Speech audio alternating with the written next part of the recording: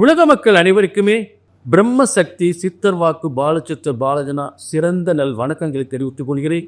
இன்னைக்கு நம்ம என்ன பார்க்க போகிறோம் அப்படின்னா மார்கழி மாத பலன்கள். இந்த மார்கழி மாத பலன்கள் இந்த நிகழ்ச்சியின் மூலம் நிச்சயமாக உங்கள் வாழ்க்கையில் உங்கள் மனதில் ஏற்பட்ட அத்தனை துன்பங்களும் கழிவதுதான். மார்கழி என்றால் மனதில் ஏற்பட்ட துன்பங்கள் எல்லாம் கழிந்து நம்மை விட்டு ஓடிவிடும் என்பதற்காகத்தான் மார்கழி என்று பெயர். துன்பங்கள் நீங்கக்கூடிய ஒரு மாதம், ஒரு முக்கியமான ஒரு மாற்றம் முன்னேற்றம் ஏற்படுகின்ற ஒரு மாதம், அதுதான் மார்கழி. அதுக்கு அப்புறம் தான் தை வருது. அப்போ தையில் என்னென்ன யோகங்கள் நடக்கப் போகின்றதோ அதற்கெல்லாம் ஒரு அடிப்படை ஆதாரமாக மார்கழி அமைந்து விடுகிறது.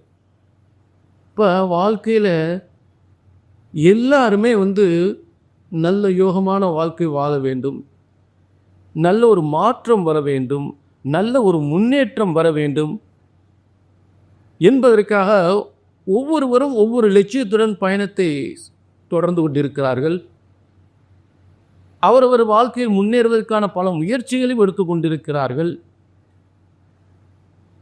அப்படிப்பட்ட முயற்சிகளை செய்து தோல்வி அடையும் போது, நடக்கவில்லை என்று தோல்வி அடையும் பொழுது மனவேதியுடன் ஒரு 4 அவரை அந்த ஜோசியரை பார்ப்போம், ஒரு 4 ஜோசியரை பார்ப்போம் அப்படின்னு ஒரு 4 பேர் பார்க்குறாங்க. பார்த்து சொன்னது நடக்கலை அப்படின்னு சொல்லும்போது என்ன ஜாதகம் ஜோசியம் பார்த்து அப்படின்ற வேதனை உங்களுக்கு ஏற்பட்டு போகுது. அது உண்மையில் ஒரு வேதனையான விஷயம். என்னுடைய 30 ஆண்டு கால அனுபவத்தில் பார்த்துட்டேன். என்ன உங்களுக்கு இந்த நிகழ்ச்சியில் என்ன சொல்ல போகிறேன்? ஜோதிடம் ஒருபோதும் தப்புவதில்லை, தவறுவதில்லை.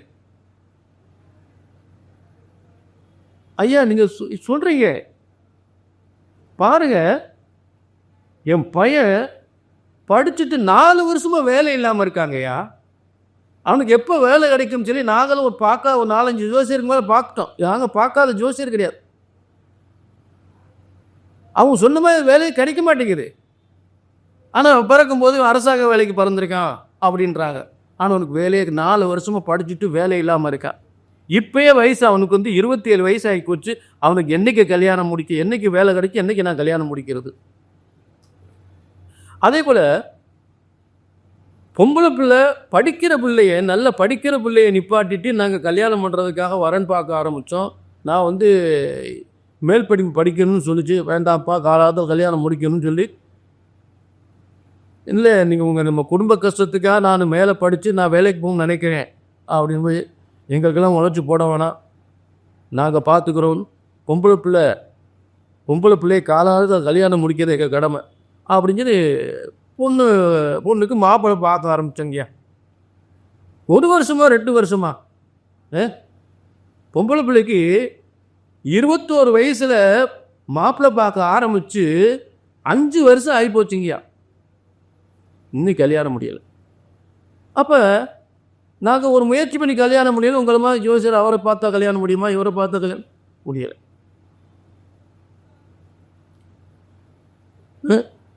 அப்புறம் ஒரு நல்ல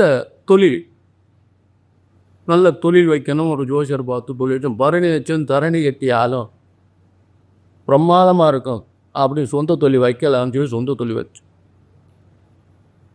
ஆக இப்படிப்பட்ட எத்தனையோ முயற்சிகள்,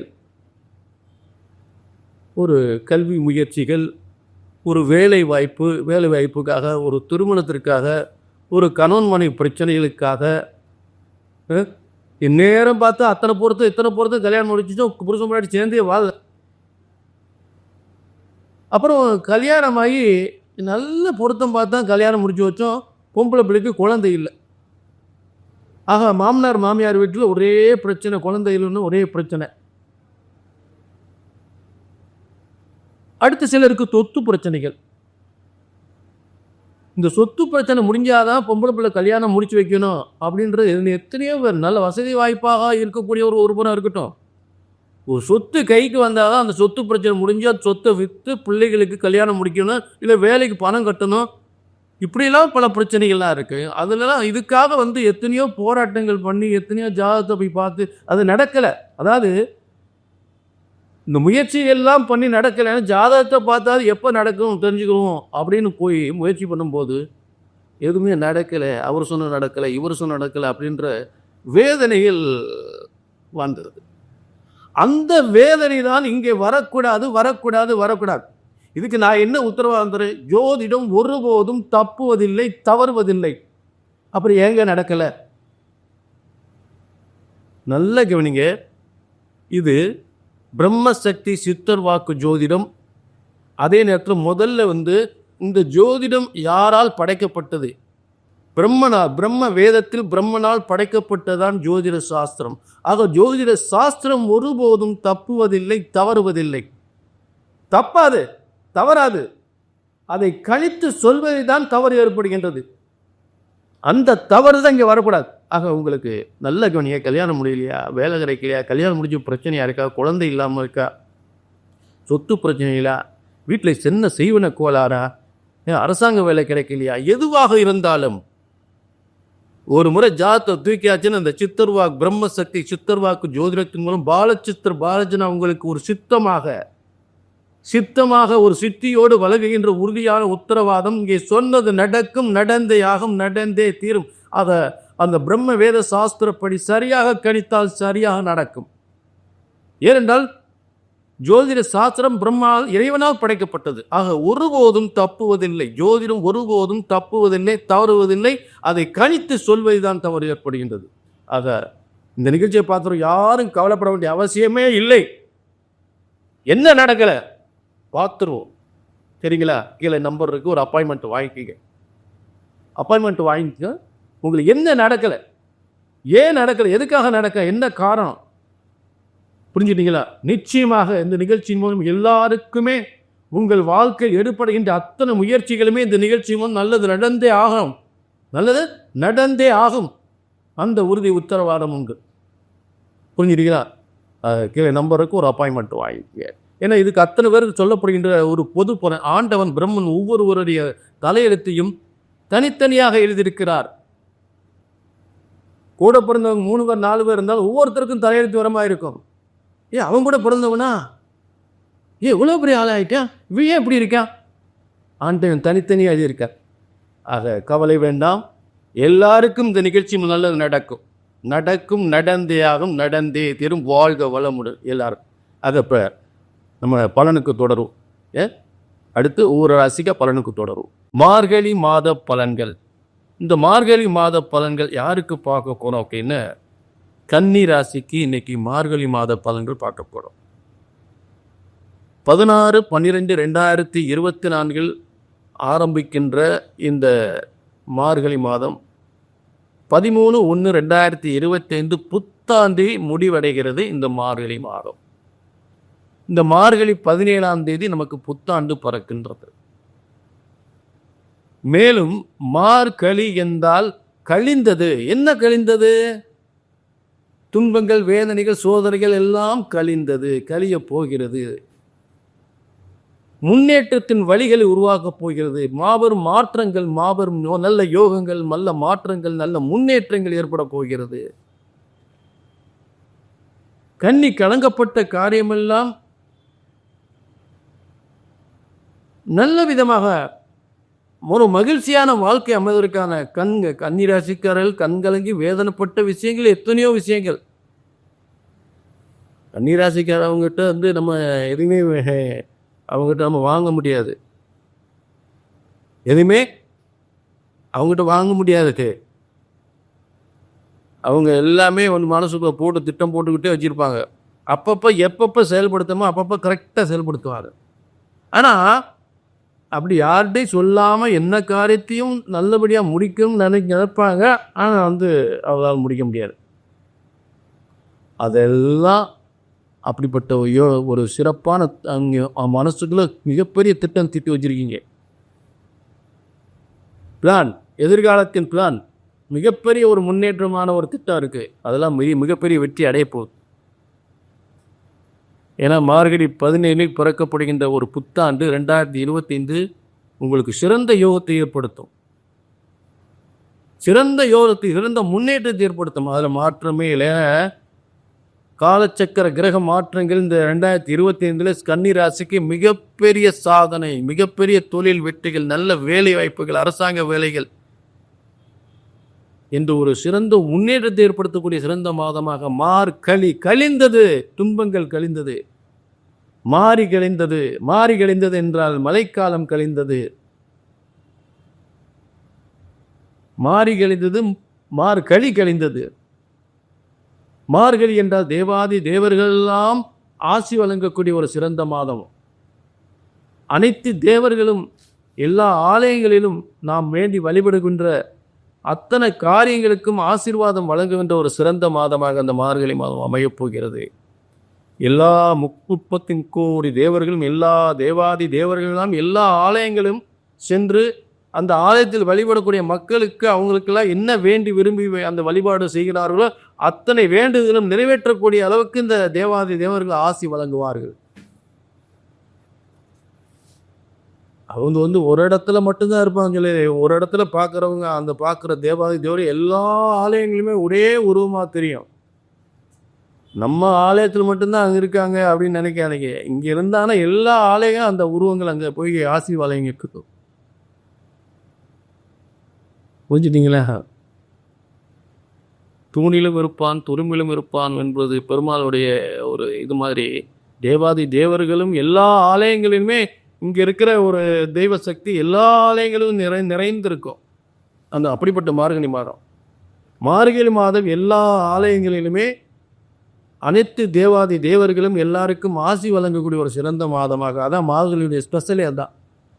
அப்போ நீங்கள் வேண்டி விரும்பி வழிபடுகின்ற அத்தனை யோகங்களுமே அந்த மார்கழி மாதம் மிகப்பெரிய வெற்றியை ஏற்படுத்தும். இப்போ கன்னிராசியை பொறுத்தளவு எதிர்காலங்கள் உங்கள் அதான் முக்கியமாக வேலை வாய்ப்பு, தொழில், வியாபாரம், வருமானங்கள், புதிய வேலை வாய்ப்பு, இதெல்லாம் நல்ல ஒரு நினைச்ச மாதிரி ஒரு சாதனை படைக்க போகிறீங்க. அதில் மாற்றமே இல்லை. அரசாங்க வேலைனாலும் சரி, ஒரு ஐஏஎஸ்னாலும் சரி, ஒரு ஐபிஎஸ்னாலும் சரி, ஒரு நிர்வாகம் சம்பந்தப்பட்ட ஒரு மேனேஜர் உத்தியோகம், உயர்ந்த பதவி, இதெல்லாம் கன்னிராசி கிடைக்க போகுது. மதிப்பு மரியாதையோடு பேரும் புகழும் மதிப்பு மரியாதையோடு வாழக்கூடிய வாழ்க்கை அமைய போகிறது. அதற்கு அடித்தளமிடுகின்றது அந்த மார்கழி மாதம். எதிர்காலத்தை காலச்சக்கரத்தின் காலப்புருஷனின் கிரக மாற்றங்கள் கன்னிராசிக்கு காரியத்தை கச்சிதமாக செய்து முடிக்கப் போகிறது. காரியத்தை கச்சிதமாக செய்து முடிக்கப் போகிறது. ஏற்கனவே அவங்க கணக்கச்சிதமாக திட்டம் போடுவாங்க, அதெல்லாம் ஃபெயிலியராக இருக்கும். இனிமேல் நடக்க போகுது கன்னிராசிக்கு, எல்லாமே வெற்றி நடக்கப் போகிறது. சரி, முதல்ல இப்படிப்பட்ட ஒரு நல்ல யோகங்களும் மார்கழி மாதம் நிச்சயமாக இருக்குது, அதில் சந்தேகமே இல்லை. மேலும் உங்களுக்கு ராசிக்கு அதிபதியும் 10ஆம் அதிபதியும் இந்த புத்தாண்டு அன்று உங்கள் ராசிக்கு அதிபதியும் 10ஆம் அதிபதியும் என்று சொல்லக்கூடிய புதனாகப்பட்டவன் இந்த புத்தாண்டு அன்று, அதாவது மார்கழி 17/1/2025 அன்று உங்களுக்கு 4ஆம் இடமான குருவின் வீட்டில் வரும்பொழுது உங்கள் தொழில்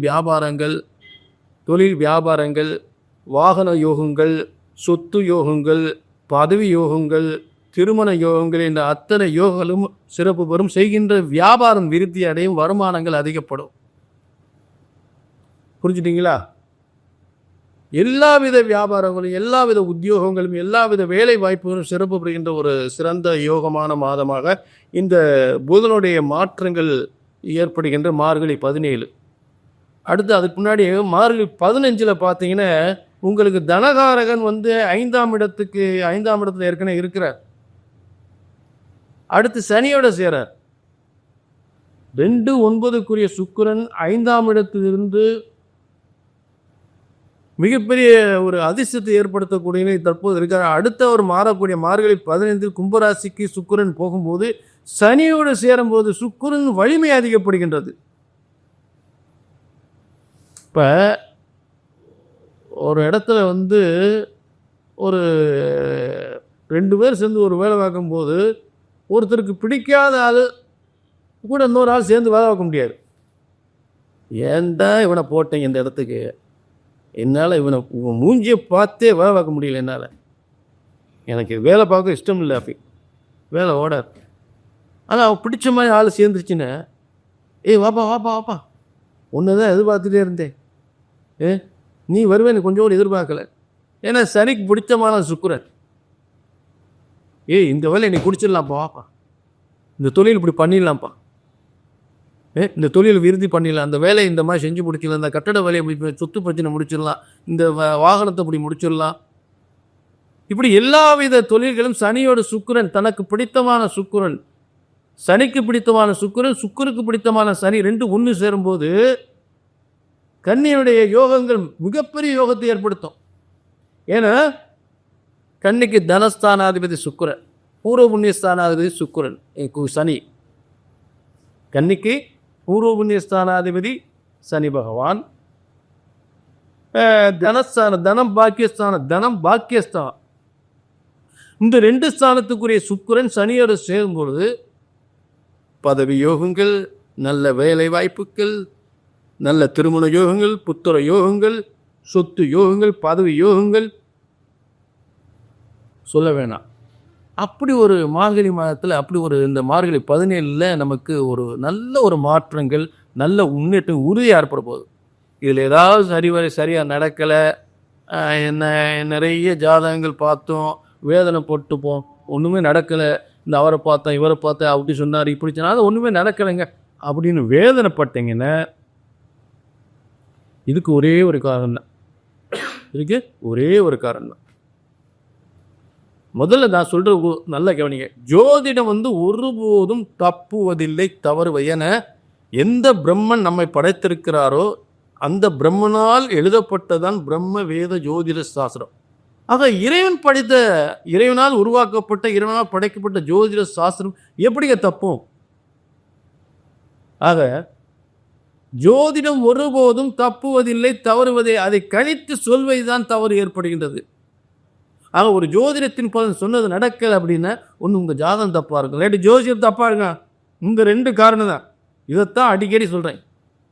ஆக உங்கள் பிரச்சனைகள் எதுவாக இருந்தாலும் நிச்சயமாக எந்த பிரச்சனைக்காக ஜாதகத்தை எடுத்துட்டு வரையில என்னை பார்த்து நடக்கிறன்ற வார்த்தையே வரவே கூடாது.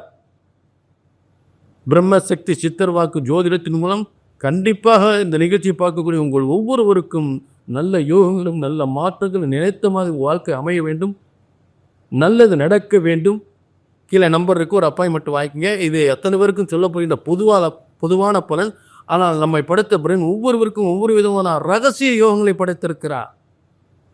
ரகசியமான யோகங்களை பிரம்மன் படைத்திருக்கிறார். அதை அறிந்து உங்களுக்கு சரியான பலன்கள் சொல்வதுதான் இந்த பிரம்மசக்தி சித்தர் வாக்கு ஜோதிடத்தின் மூலம் ஒரு சிறந்த ஒரு கடமை. எல்லாருக்கும் இந்த நிகழ்ச்சி நல்லா நடக்க வேண்டும். ஆக கீழே நம்பர் இருக்கு, ஒரு அப்பாயின்மெண்ட் வாங்கிக்கங்க. சரிங்களா? கண்டிப்பாக வாழ்க வளமுடன், எல்லா யோகங்களும் பெற வேண்டும். மீண்டும் ஒரு நல்ல நிகழ்ச்சி சந்திக்கும் முறை உங்களிடமிருந்து விடைபெறுகிறேன். நன்றி, வணக்கம்.